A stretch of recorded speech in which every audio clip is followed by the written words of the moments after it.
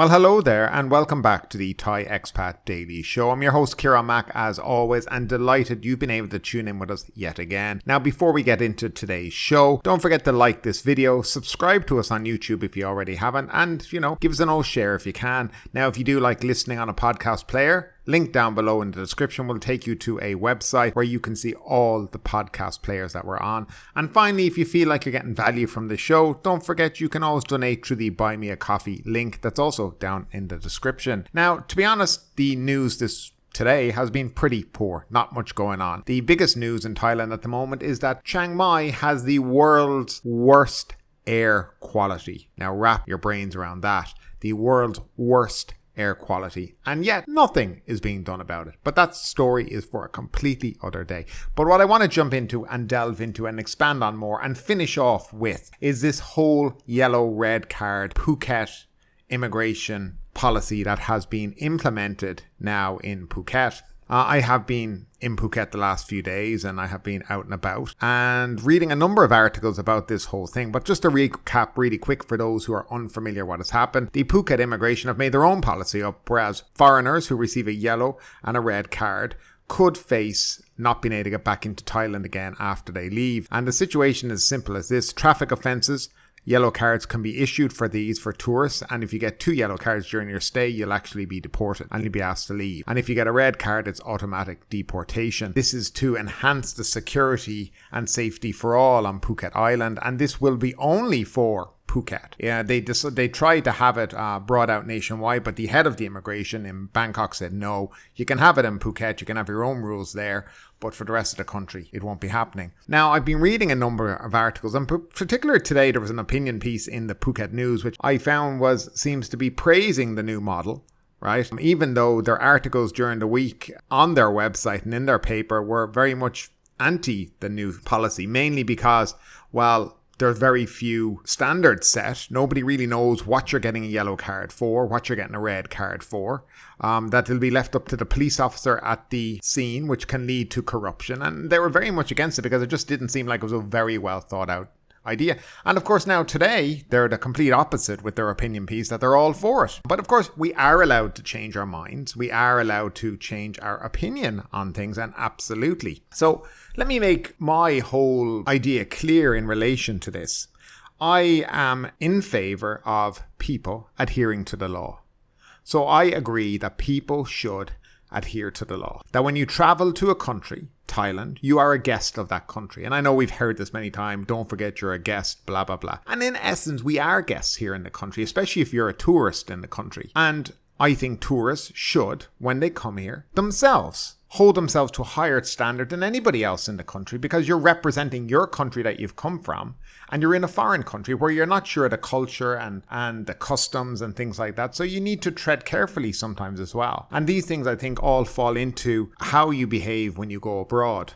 Now, a lot of foreigners seem to come to Thailand and think it's exactly as they left their own home country, where there's social chaos and it's completely fine to do whatever they want and they don't care about other people. And this is true.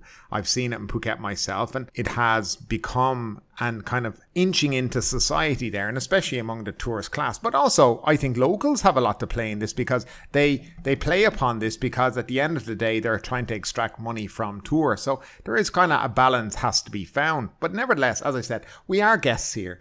And when you come to Thailand, when you come to Phuket, you should behave properly. You shouldn't be breaking the law. What happened to those French guys who were on their motorbikes revving up and down, causing mayhem in Patong or whatever? It was right. In actual fact, I think they should have been deported, arrested and deported, and banned for 5 years from coming back. Because at the end of the day, nobody wants that nonsense going on. Everybody wants to have a nice holiday, enjoy themselves, enjoy Thai culture, Thai food, the beaches, the sun, which is what they come here. Go for a nice tour to whether it's Simeon Island or wherever you might want to go, and have a good time. But at the end of the day, there's always going to be people who come here and cause trouble. And I guess they're looking at it from this point of view, that maybe we need to have, let's say, stricter law enforcement when it comes to foreigners to ensure that they understand what the rules and regulations are here in the country. Now, it's fine and dandy doing that. But if you don't inform tourists before they come, then I think there's going to be an issue. And I think it's inherent upon embassies, the Tourism Authority of Thailand, the Sports and Tourism Ministry, travel agents, tour operators and who not, to ensure that people coming to Phuket understand there is laws now, there is a policy, and that you need to understand that if you do behave badly, that there will be consequences for you. And I think that is the job of those agencies, everyone that I listed there, to ensure that people know. Now, at the end of the day, consuls and all these embassies, whatever, they have as many different notices on their website. Nobody takes heed. It's true. Nobody reads them when they go away, where they shouldn't go, where they should go. Nobody reads them. That's the truth. But it is up to airlines. It is up to tour operators. It is up to Tourism Authority of Thailand. They're at the ITB in Berlin recently with their big stage and their big presentation about coming to Thailand. Nowhere did they say, by the way, if you caught not wearing your helmet twice, you could get deported. And that's in essence what could happen. Now, let me also say that I believe that foreigners coming here, tourists coming here, should make sure that when they come to drive a motorbike, for example, that they follow the law. Even though the locals don't, they should. They should be wearing their helmet. They should have a proper license. They shouldn't be speeding, okay? Their motorbike should be insured properly, and they should have health insurance in essence, but that's not against the law. But these are the things that should be done. And yes, I agree with following the law. But what I find kind of have an issue with is, I guess, stricter law enforcement for tourists over locals. And in my opinion, that is wrong. And I'm going to go through why I think that. But tourism is an important industry in many parts of the world, bringing economic benefits and cultural exchange between different nations and communities.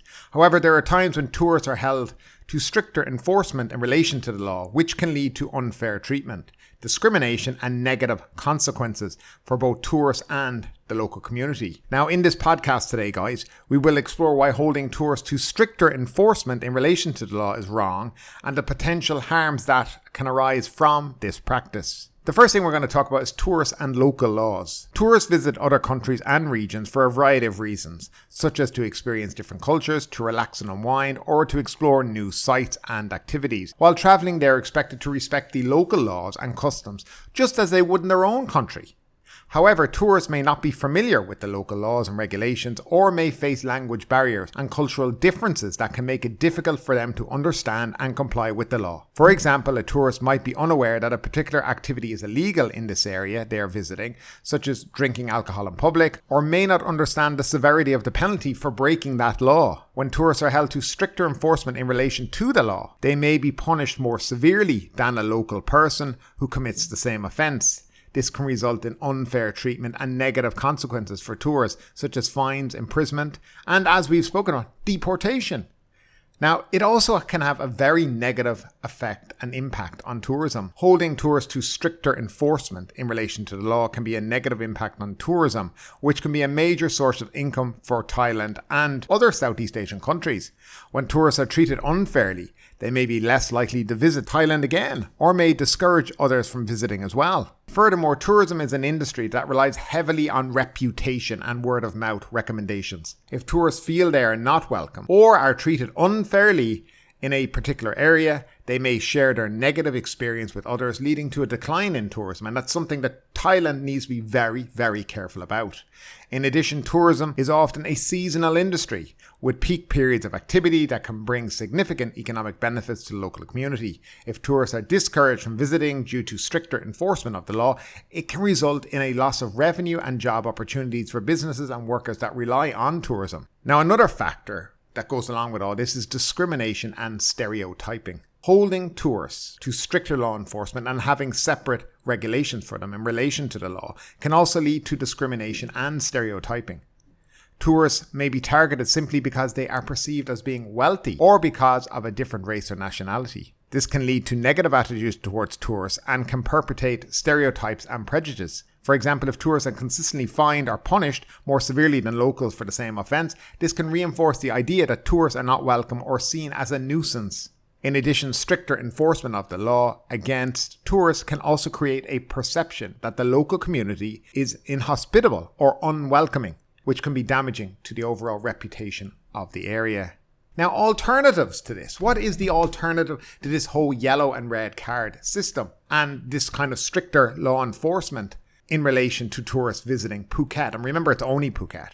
Now, instead of holding tourists to stricter enforcement, There are alternative approaches that can be taken to ensure that tourists are respectful of the local laws and customs, while also creating a positive and welcoming environment for visitors. Now, one such approach is to provide clear information to tourists about local laws and regulations, such as through signs, brochures or information centres.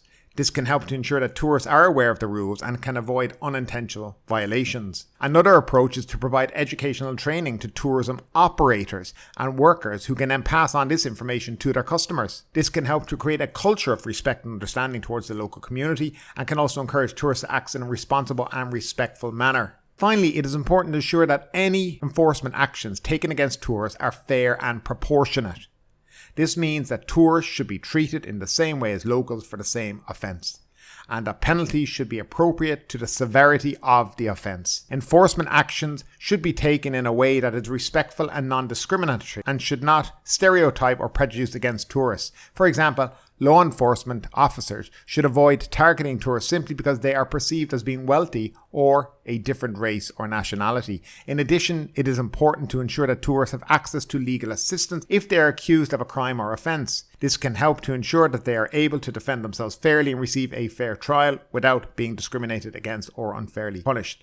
And in conclusion, holding tourists to stricter law enforcement in relation to law can have negative consequences for both tourists and the local community.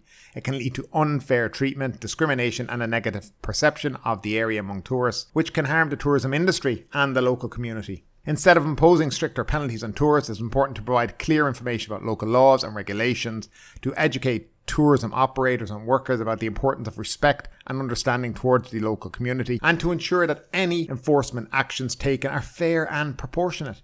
By adopting these approaches, it is possible to create a welcoming and safe environment for tourists while also promoting the benefits of tourism to the local community. This can help to ensure that tourism continues to be a positive force for economic and cultural exchange between different countries and communities while respecting the rights and dignity of all visitors. And I think this is so true, and it kind of hits the nail on the head. One of the things that I really don't want to see happening is the idea that tourists will soon see this whole new law and the way the law is being enforced, right, as it's us against them. And once that starts, we're on a slippery downfall, and I think things are just going to spiral out of control. And when you get that feeling that locals are out to get foreigners or foreigners feel locals are out to get them, you're going to have much bigger problems in the future. And I think a fair way to do this is to punish people according to the law.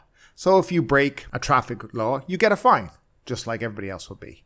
If you commit a more serious crime, well, you go to court. If you're convicted, you go to jail, and when you get out, you get deported. I think this is the fair way to treat people. But again, that's just my opinion. And with all that, guys, I'd love to know your opinion on this story, because this is the last time we are hopefully going to have to talk about this. But again, as always, I'd love to know your comments down below in the comments section. And that's it for today, guys. Thanks again for tuning in, and we will talk to you in the next couple of days. Stay safe and just have a great time. But ultimately, with this story or anything else that stood out to you today, I'd love to know your thoughts in the comments down below. Because yes, this is a news show, but it's also a conversation. Now keep that conversation going. Make sure you like this video, subscribe to the channel, share the video, and do all the good stuff that does help that YouTube algorithm. But ultimately, my name is Kieran Mack. You've been listening to the Thai Expat Daily Show, and we will see you next time.